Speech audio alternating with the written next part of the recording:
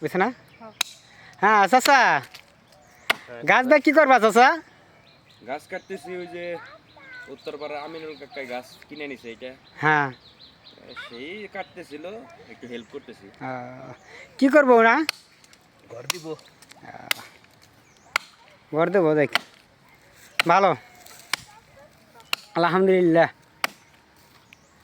গাছ কাটতে কিরকম লাগতেছে আপনার?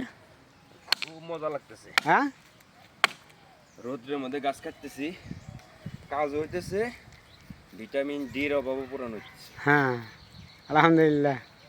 হ্যাঁ কাটেন। আমি তো হ্যাঁ সপ্তাহে একদিন আচ্ছা, দেখে কাটেন, চেষ্টা করি ব্যথা পাইন না। বাড়িতে আসলে। হুম কারণ আমরা তো থাকি এসির ভিতরে থাকি, হুম অনেকটা সময় বাইরের রোদ তো পাই না। এখনকার যে সময়টা, এই যে 9টার থেকে 2টা পর্যন্ত প্রাপ্তবয়স্কদের জন্য ভিটামিন ডির খুব ভালো একটা সোর্স। খাবার থেকে খুব ভালো পাওয়া যায় না, বেশিরভাগ ভিটামিন ডিটাই আসে এরকম সূর্যের রশ্মি থেকে। তো এই যে যারা গরিব মানুষ মাঠে কাজ করে, তাদের অসুখ কম হয় কেন? তারা হসপিটাল কম যাওয়া লাগে কেন?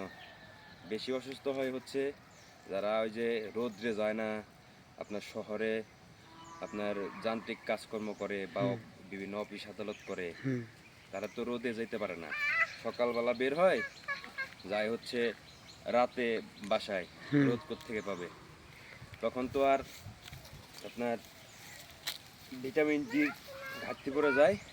দেখবেন ঘুম থেকে উঠলে পায়ের গোড়ালি, তারপরে হাতের আঙ্গুল বা এদিক দিয়ে মাসেল, ব্যাক পেইন, বিভিন্ন ধরনের সমস্যা হয় যখন এই রোদটা লাগবে।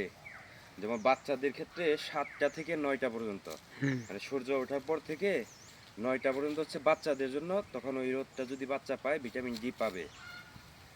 আর যারা প্রাপ্তবয়স্ক, সকাল 9টা থেকে দুপুর 2টা পর্যন্ত এই রোদটা যদি শরীরে লাগে তাহলে ভিটামিন ডি পাবে, সেক্ষেত্রে শরীরে ব্যথা কম হবে।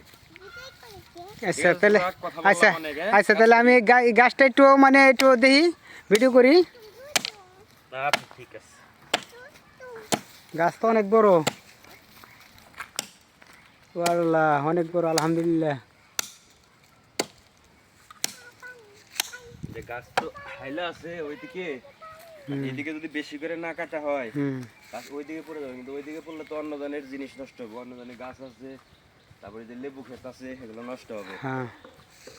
এটা এইদিকে ফেলতে হবে, এইদিকে তো এর লাগে রশি বান্ধা নাকি? হ্যাঁ, এই যে রশি বিভিন্ন জায়গায় বাঁধা আছে, যাতে গাছ ওইদিকে না যেতে পারে। এইদিকে বেশি করে কাটলে গাছটা এদিকে আস্তে আস্তে হেলে পড়বে। রশিটা ওটাই, এই যে এই রশি নাকি, এই রশি।